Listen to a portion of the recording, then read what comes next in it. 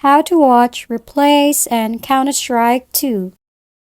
Let's first launch the Counter-Strike 2 on your computer.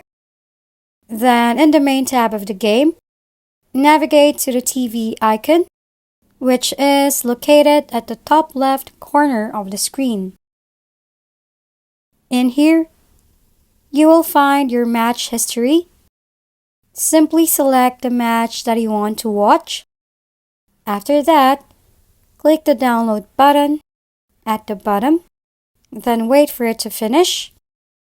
Once it is finished, then click the watch button below to watch your game replay. Also, you can access the highlights of your game and other players. Simply click on that player that you want to watch, then click the button beside the round performance on the screen, and that's it. If you found this video helpful, please like and subscribe.